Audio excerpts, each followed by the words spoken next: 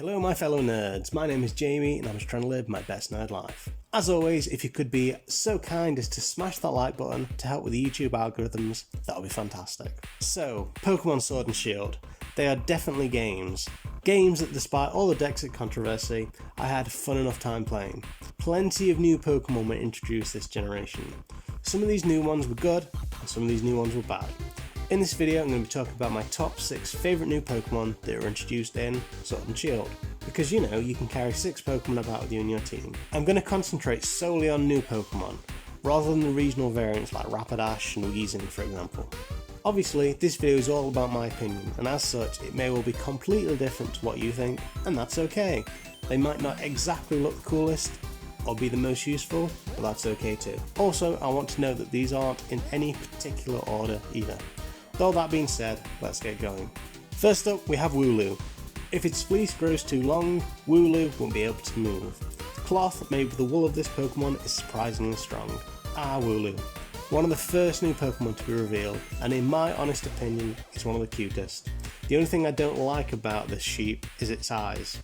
I know they're pretty much exactly what a real world sheep's eyes look like, but damn, they are super creepy. As a person who lives in the UK and sees plenty of these animals all over the countryside, this is probably one of the most perfect representations of a native animal in my country. Plus, Dubwool, who is the evolution of Wooloo, is an absolute unit. Odds are you don't get the reference, but if you do, well done. Next on the list is Obstagoon. It evolves after experiencing numerous fights. While crossing its arms, it lets out a shout that would make any opponent flinch. Yet another Pokemon that was officially revealed before the game came out. Obstagoon is definitely not one of the most visually appealing Pokemon. However, the fact that he is meant to represent certain parts of the music culture in the UK is what appeals to me. I don't know, music was a big part of my childhood and pretty much still is today. So seeing something that is so representative of the bands that I listen to is just pretty cool. Obviously, Obstagoon really struck a chord with me, although his tongue is super duper gross. Continuing on with a musical theme, it's Toxtricity. It has an electric organ in its chest. While generating electricity, it fills its surroundings with what sounds like the strumming of a bass guitar. So yeah, pretty much the same reasons that I gave for Obstagoon, except this time I actually really like the type combination of this Pokemon. Electric and poison types are some of my favourite, so having them combined together is pretty damn awesome. I can either drain my opponent's health with poison attacks, or paralyse them so they can't fight back. The electrical organ in its chest is a little bit freaky, especially when he's strumming it in battle. Oh well, nothing is perfect. Talking about type combinations that I like, Orbeetle also really appeals to me.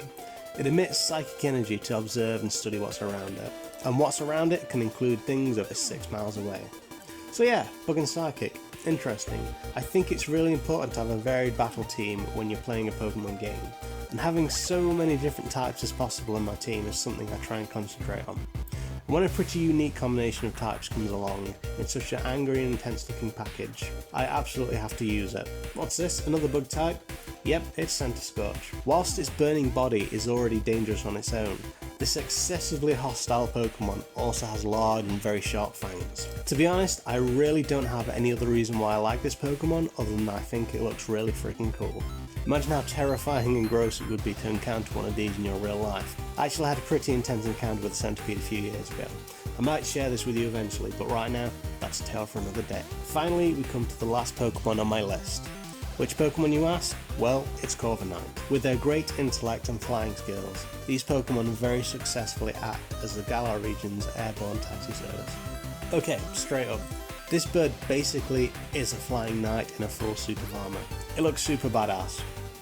I also do like how the Pokemon Company views this Pokemon to help build and flesh out the world a bit by having these Pokemon used as taxis. It's nice to see the universe expand and evolve like this. It also gets rid of the pesky HM flag. And there we have it. That is my list of my top 6 favourite new Pokemon from Pokemon Sword and Shield. I'm hoping to do another video of my top 6 least favourite Pokemon, so don't forget to stay tuned for that. In the meantime, let me know your thoughts about my choices of new Pokemon. Maybe tell me some of your favourites, or talk about anything else Nintendo for that matter, down below in the comments. And as always, if you like this video, then comment, like and share with your friends. If you want to see more videos like this, then don't forget to subscribe. Thanks for your time.